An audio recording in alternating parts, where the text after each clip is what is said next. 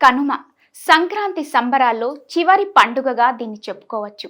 భోగి మంటలతో మొదలైన సంక్రాంతి రెండో రోజున మకర సంక్రాంతితో మరింత సందడిగా మారి మూడో రోజు కనుమతో ముగుస్తుంది.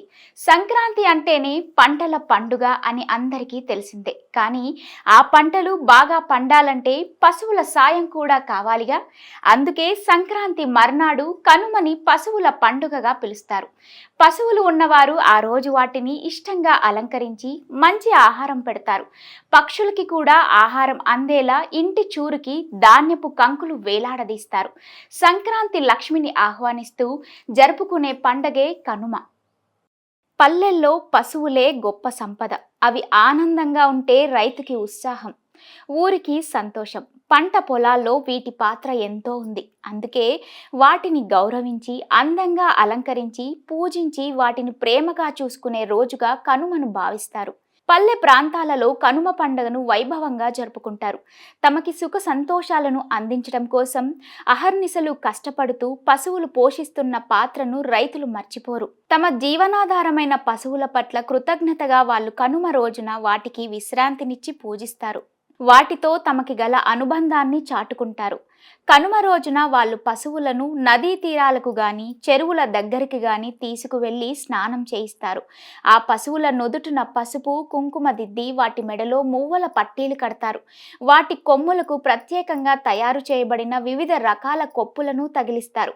వీపుపై అలంకార శోభితమైన పట్టీ తగిలిస్తారు. అలంకరణ పూర్తయిన తరువాత వాటిని పూజించి హారతిస్తారు.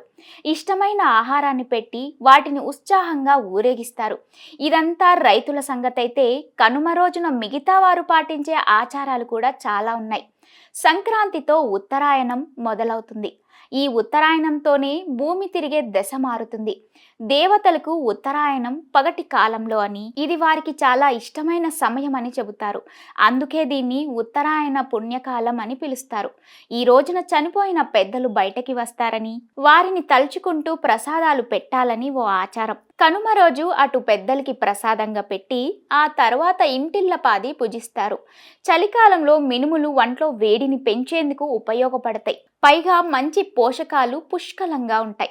ఈ రోజున మినుపగారెలతో ప్రతి లోగిలి గుమగుమలాడుతుంది. అందుకే కనుమ రోజు మినుములు తినాలి అనే సామెత మొదలైంది. కనుమ రోజు పెద్దల కోసం విందు భోజనం తయారు చేయడమే కాదు, దాన్ని అందరూ కలిసి తినాలనే నియమం కూడా ఉంది. అందుకే అక్క చెల్లెళ్ళు అల్లుళ్లతో కలిసి ఈ కనుమ వేడుకని చేసుకుంటారు. ఉదయాన్నే పశువులను పూజించుకోవడం, మధ్యాహ్నం పితృదేవతలకి ప్రసాదాలు పెట్టి అంతా కలిసి సుష్టుగా భోజనం చేయడం ఈ పండగ నాడు పరిపాటి.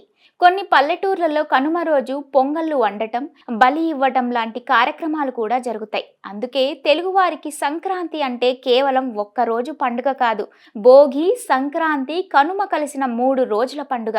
కనుమ రోజు హడావుడి ఉంటుంది కాబట్టి ఆ రోజు పెద్దలను తలుచుకుని బంధువులతో కాస్త సమయం గడిపి విశ్రాంతి తీసుకొని మర్నాడు ప్రయాణించమని చెబుతారు. అందుకే కనుమ రోజు కాకి కూడా కదలదు అన్న సామెత పుట్టి ఉండొచ్చు. పండుగ సమయాల్లోనైనా కుటుంబంలో ఉన్న 10 మందిని కలిపి ఉంచడానికి మన పూర్వీకులు ఇంత గొప్ప ఆలోచనలు చేసి వాటిని సంప్రదాయాలుగా తీసుకొచ్చారన్నమాట.